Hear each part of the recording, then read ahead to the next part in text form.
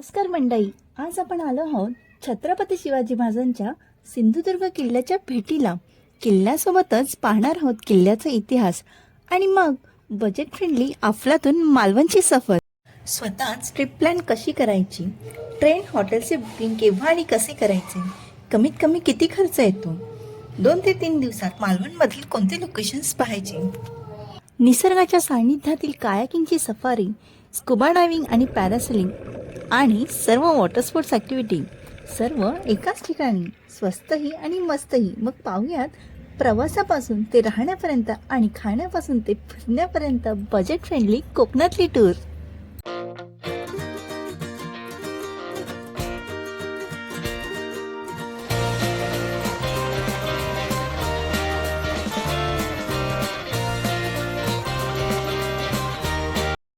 तीन दिवसाचा मोठा विकेंड असल्यामुळे मालवण ट्रिपचा प्लॅन केला.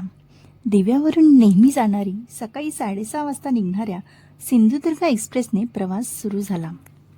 कोकण रेल्वेचा संपूर्ण प्रवास म्हणजे सह्याद्रीच्या डोंगररांगामधील असंख्य बोगद्यांचा अनुभव. पूर्ण डोंगररांगांमधूनच ट्रेन जात असल्यामुळे सिमला नेटवर्कच नसते. सिंधुदुर्ग एक्सप्रेसचा AC कोच अतिशय उत्तम फॅसिलिटीचा आहे. सिंधुदुर्ग कोकणातील मालवण तालुक्यातील कमी लोकवस्तीचा जिल्हा. 5 वाजता सिंधुदुर्गला पोहोचलो. स्टेशन खूपच सुंदर आणि शांत होते. अजिबात गर्दी नव्हती. इतकं सुंदर वातावरण होते की मन शांत झालं.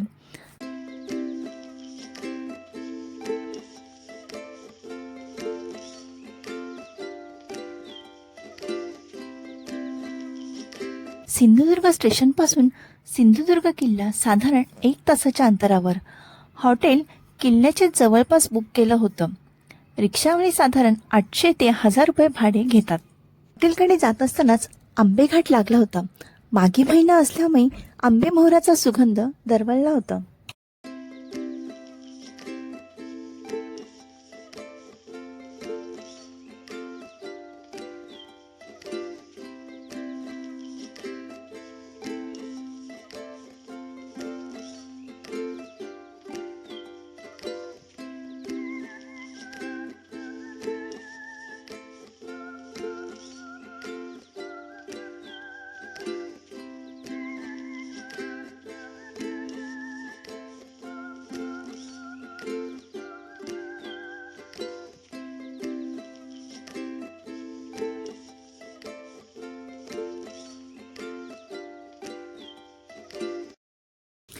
आम्ही जिथे स्टे केला होता तेथून अवघ्या 10 मिनिटाच्या अंतरावर सिंधुदुर्ग किल्ला. समुद्राच्या मधोमध कुलटे बेटावर वसलेला हा सिंधुदुर्ग आजही लाटांशी झुंज देत तितक्याच दिमाखात उभा आहे. छत्रपती शिवाजी महाराजांच्या दूरदृष्टीचा हा जिवंत पुरावा.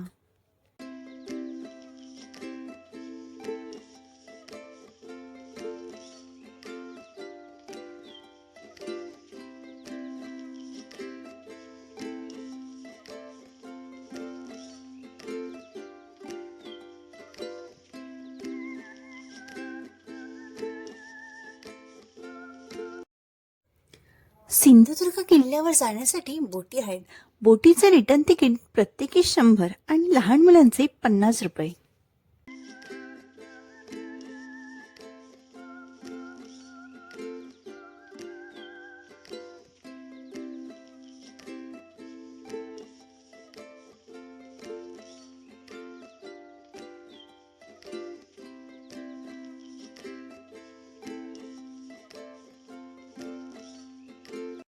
जेव्हा मालवण जेटीवरून बोटीने सिंधुदुर्गाच्या किल्ल्याच्या प्रवेशद्वाराजवळ सोडतात तेव्हा ते सांगतात की 1 तासात रिटर्न या हा. तुमच्या बोटीचा क्रमांक लक्षात ठेवा. पण तुम्हीच सांगा, आता 48 एकरमध्ये बांधलेला किल्ला अवघ्या 1 तासात कसा बघून होईल.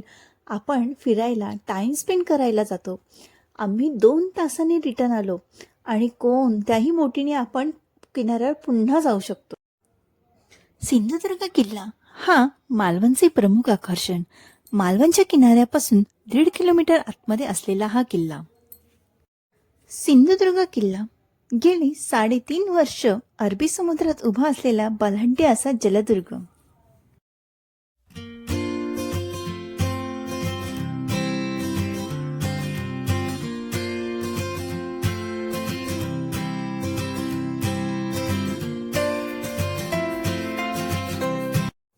आता किल्ल्याच्या भक्कम रचनेविषयी आपण वेगळे काय सांगणार.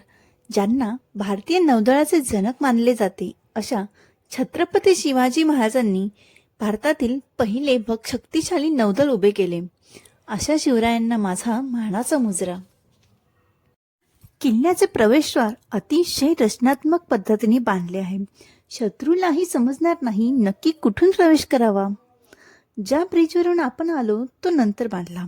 प्रवेशद्वार अतिशय रुंद आणि नागमोडी आहे, जेणेकरून शत्रूने हल्ला केलाच तर त्यांना लवकर आत येता येणार नाही. आजही हा किल्ला आपल्या भव्यतेमुळे पर्यटकांना आकर्षित करतो. सिंधू म्हणजे समुद्र आणि दुर्ग म्हणजे समुद्रातील किल्ला. आणि ह्या किल्ल्याची खासियत काय आहे माहिती आहे का? ह्या किल्ल्यावर अख्खं गाव वसवलेलं आणि त्या गावात अजूनही पिढ्यानपिढ्या लोक राहतात. 24 नोव्हेंबर 1664 छत्रपती शिवाजी महाराजांनी किल्ल्याच्या बांधकामाला सुरुवात केली. 29 मार्च 1667 रोजी हा किल्ल्याचे बांधकाम पूर्ण झाले. तुम्हाला माहिती आहे छत्रपती शिवाजी महाराजांचे सर्वात पहिले मंदिर कुठे बांधले गेले? तर सिंधुदुर्ग किल्ल्यावर. आणि हे समोर आपण पाहत आहोत ते पहिले शिव मंदिर. महाराजांचे निधन 3 एप्रिल 1680 रोजी झाले. त्याच्या 15 वर्षांनी 1695 साली त्यांचा लहान मुलगा राजाराम महाराजांनी हे मंदिर बांधले आणि 1906 साली कोल्हापूरच्या शाहू महाराजांनी बाहेरचा सभा मंडप बांधला, जे छत्रपती शिवाजी महाराजांचे 11वी पिढी होती. हे शिवाजी महाराजांचे एकमेव मंदिर आहे जिथे त्यांची दगडी मूर्ती दाढीशिवाय पाहायला मिळते.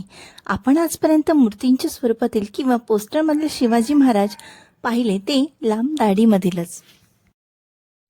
मंदिराच्या बाजूलाच छत्रपती शिवाजी महाराजांचा इतिहासाची आणि अभ्यंतर आरमाराची साक्ष देणाऱ्या वस्तूंचे म्युझियम बघायला मिळते.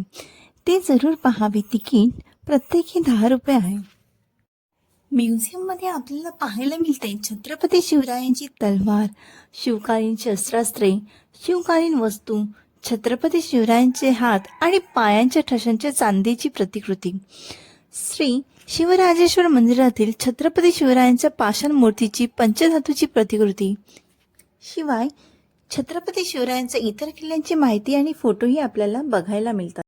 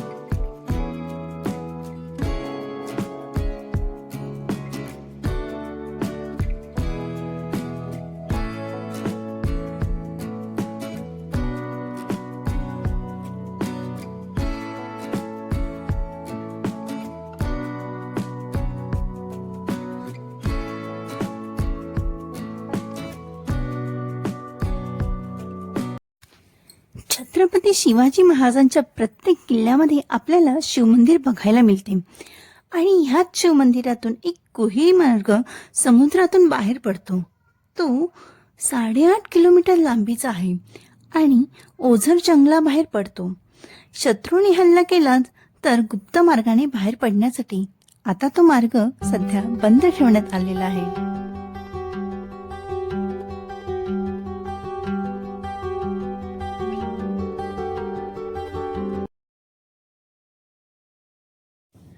ह्या बेटाच्या चारही बाजूनी समुद्राचे खारे पाणी आहे. तरी ह्या बेटावर 3 गोड्या पाण्याच्या विहिरी भेटल्या, म्हणून त्या विहिरींना पंचामृताचा दर्जा दिला गेला आणि विहिरींची नावे त्याप्रमाणे ठेवली: दही भाव, ताक भाव आणि साखर भाव.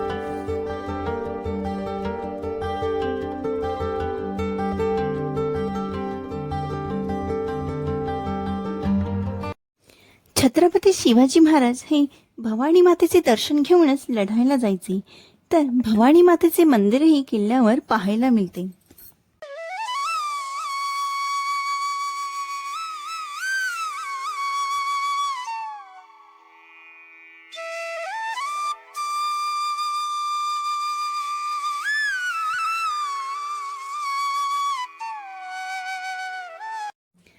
हिरोजी इंदोलकर ह्या किल्ल्याचे आर्किटेक्ट इंजिनियर होते.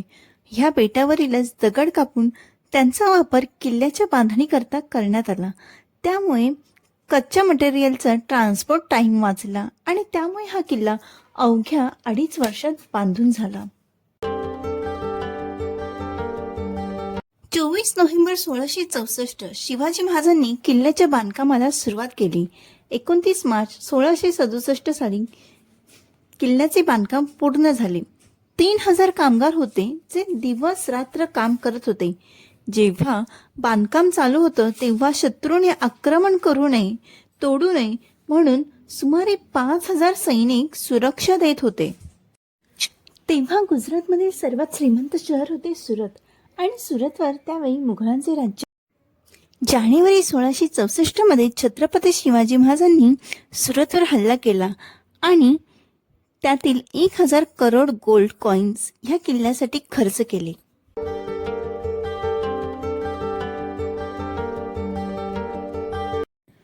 तेव्हा किल्ल्यावर रोज सकाळी आणि संध्याकाळी पूजा केली जायची, नगाडे वाजवले जायचे.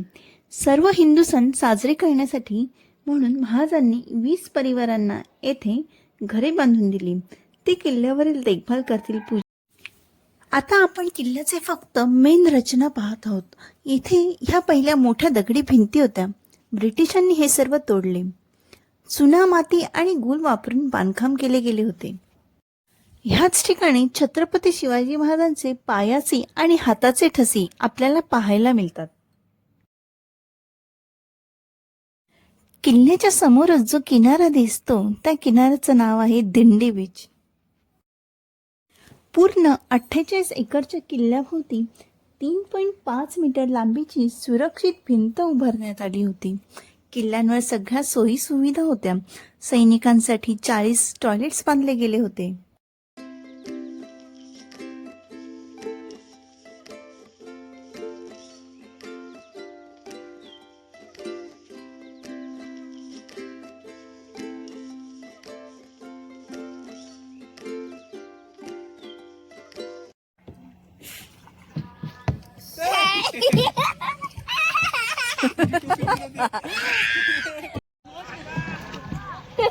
सकाळी सिंधुदुर्ग किल्ला बघून झाल्यावर बीच जवळ असलेल्या रेस्टॉरंटमध्ये जेवण केलं आणि त्यानंतर गेलो अर्ध्या तासाच्या अंतरावर असलेल्या रेवंडीला. रेवंडीच्या कांदळवनातील कायाकिंगची सफारी अफलातून होती. खूप एन्जॉय केलं. एका बोटमध्ये 2 जण बसू शकतात. एका व्यक्तीची एका तासाची फी 200. लहान मुलांचे तिकीट नाही. आपल्याला ते लाईफ जॅकेट पण देतात आणि कायाकिंग कसे करायचे त्याचे मार्गदर्शन पण करतात. तुम्ही जी आजूबाजूला झाडे पाहत आहात ना ते कांदळवन. ही समुद्रकिनारी पट्टीवरील असलेल्या खाडीजवळ आढळतात. त्यांचे रूट्स बघा, तुम्हाला पाण्यावरती दिसतात. आपल्या महाराष्ट्रात कांदळवन सिंधुदुर्ग, रत्नागिरी, ठाणे, वाशी, खाडी परिसरात आढळतात. आम्ही पहिल्यांदाच कायाकिंग करत होतो. कांदळवनांच्या झाडांमध्ये आपली बोट अडकते, परत रिव्हर्स घ्या, बोट वळवणे, तो एक मस्त भारीच अनुभव होता.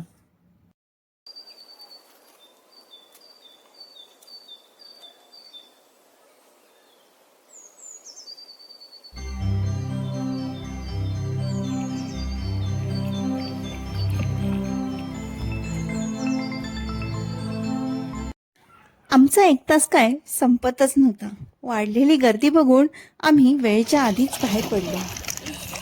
आता कायाकिंगसाठी केव्हा जायचे तर दुपारनंतर खाडीमध्ये पाणी भरते. साधारण 3-4 नंतर बेस्ट टाइम फॉर कायाकिंग. तुम्हाला जर रेवंडी कायाकिंगची सफारी करायची असेल तर तुम्ही ह्याचा स्क्रीनशॉटही घेऊन त्यांच्याशी कॉन्टॅक्ट करू शकता. जवळच श्रीदेवी भद्रकाली मंदिर होते. तेथे देवीचे दर्शन घेतले. मंदिरातील दर्शन घेऊन झाल्यावर गेलो ते रॉक गार्डनला आणि जाता जाताच लागला तो चिवणे बीच.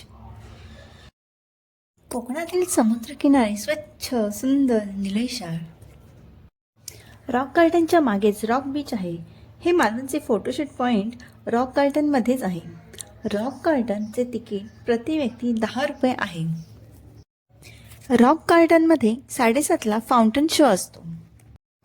रॉक गार्डनच्या एंट्रीलाच खाऊ गल्ली आहे. शंख शिंपल्यांचे स्टॉल बघायला मिळतात. मालवणी भाषेतले टी शर्टची दुकाने बघायला मिळतात.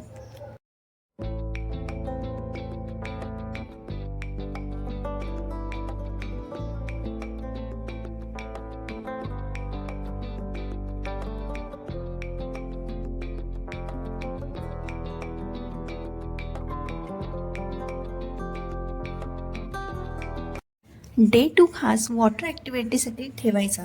जे काही लोकेशन्स एक्सप्लोर करायचे ते आधी पाहून घ्यायचे. वॉटर ॲक्टिव्हिटीसाठी खूप आपण अर्धा दिवस उन्हात आणि पाण्यात असतो. आम्ही घेतलेल्या वॉटर ॲक्टिव्हिटी पॅकेजमध्ये banana ride, jet sky ride, bumper ride, parasailing आणि स्कुबा डायव्हिंग होते.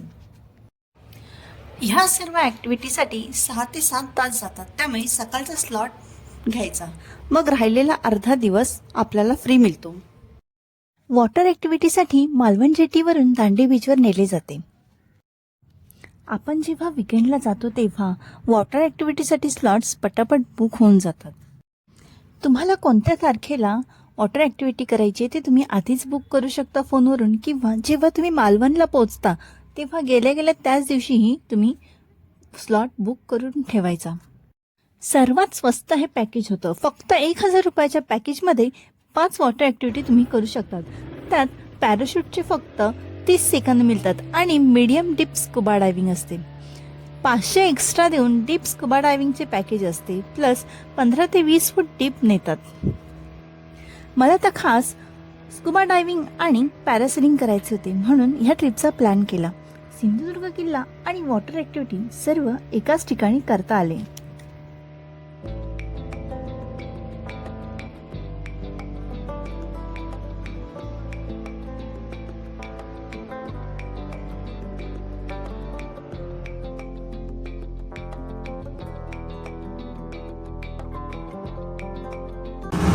मी पण पहिल्यांदाच पॅरासेलिंग आणि स्कुबा डायव्हिंग करणार होते. त्यामुळे खूप एक्सायटेड होते आणि थोडी भीतीही होती. सर्वात जास्त मला काय आवडलं माहिती आहे? पॅरासेलिंग जबरदस्त होतं. भारी अनुभव होता. एकदम प्रत्येकाने पॅराशूट राईड नक्की करावी, इतकं भारी वाटतं. पॅराशूटसाठी बोटीमधील जी व्यक्ती पहिली तयार होते ना, तिला 1 मिनिट फ्री टाईम मिळतो किंवा पुन्हा एकदा पॅरासेलिंग देतात.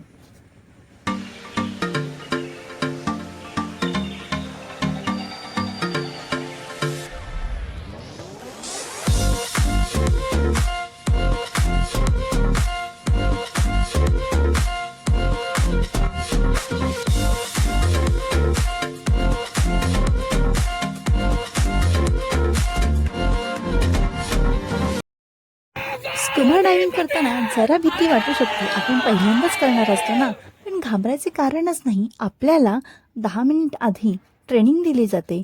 अंडर वॉटरमध्ये आपल्यासोबत एक जण असतं. ते खूप छान सपोर्ट आणि गाईड करतात आणि 1 मिनिट आपले व्हिडिओ करतात. तो पण छान अनुभव होता. स्कुबा डायव्हिंगसाठी त्यांचा एक ॲप डाउनलोड करायला सांगतात. तो 1 GB असतो आणि प्रत्येक व्हिडिओला 1 GB लागते.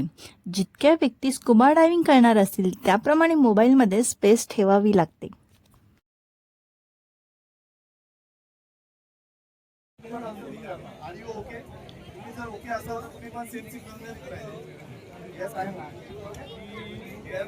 प्रॉब्लेम असेल तर प्रॉब्लेमसाठी हा सिग्नल आहे. मला प्रॉब्लेम एवढंच तुम्हाला वेअर करायचं आहे. या पूर्ण एक पॅन्टमध्ये तुम्हाला दोन प्रकारचे यूज करायचं आहे. एक म्हणजे मास्क जे लावल्यानंतर हो तिथे दोन पॉकेटमध्ये आपल्याला ब्रिदिंग करायचं.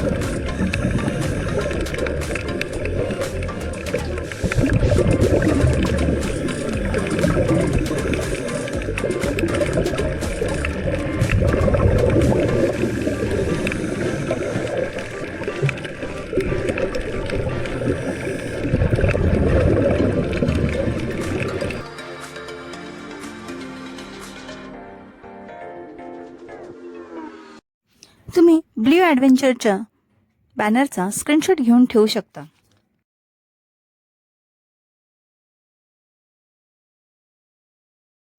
संध्याकाळी 5 दरम्यान आम्ही राजकोट किल्ल्यावर गेलो.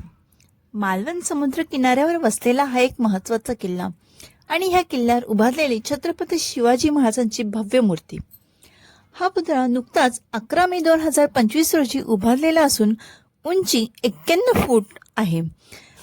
पर्यटक आकर्षणाचे हे मुख्य केंद्र बनलेले आहे.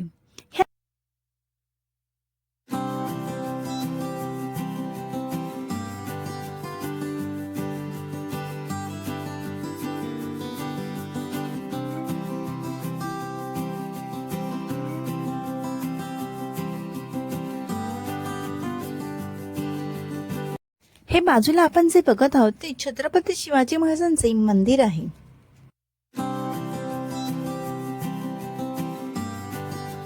ह्याचे उद्घाटन महाराष्ट्राचे मुख्यमंत्री देवेंद्र फडणवीस यांच्या हस्ते झाले. ह्या स्टॅच्यूचे स्ट्रक्चर इंजिनियर राम सुतार यांनी केले. गुजरात राजकोट पाहून झाल्यावर सूर्यास्ताचा टाइम झाला होता. बाजूलाच असलेल्या टेकडीवर खूप गर्दी जमली होती, खास सनसेट पाहण्यासाठी. प्रत्येकाच्या हातातील मोबाईल तो एकच क्षण टिपण्यासाठी मग्न झाले होते.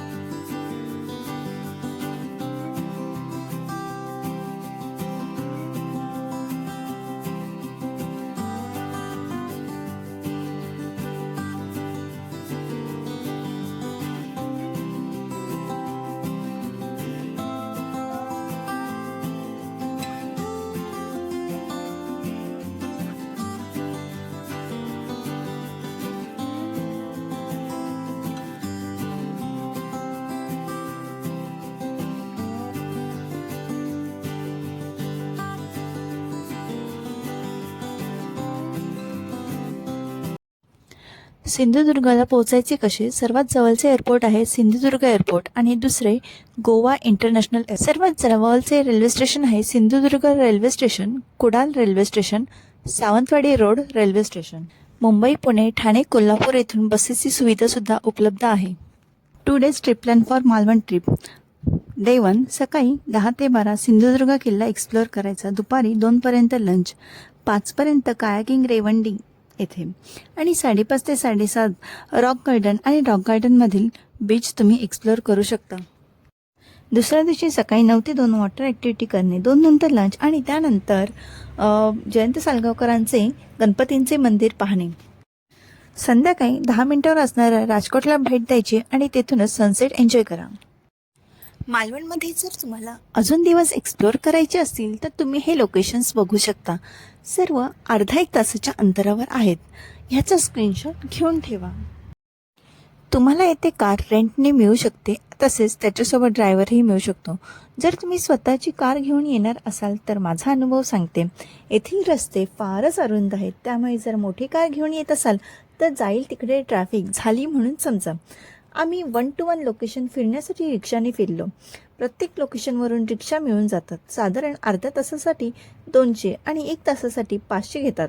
आणि रिक्षावाले लोकल असल्यामुळे त्यांना बरोबर शॉर्टकट माहिती असतो. बरोबर पटापट रिक्षा बाहेर काढतात.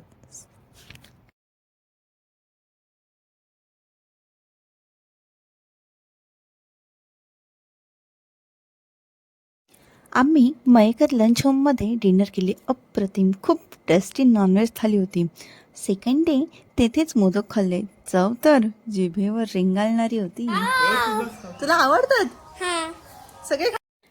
Thank you so much for watching. अशा संपूर्ण डिटेल ट्रॅव्हल व्लॉगसाठी माझ्या चॅनलला नक्की सबस्क्राईब करा, व्हिडिओला लाईक करा आणि व्हिडिओची माहिती हेल्पफुल वाटल्यास कमेंटमध्ये नक्की सांगा.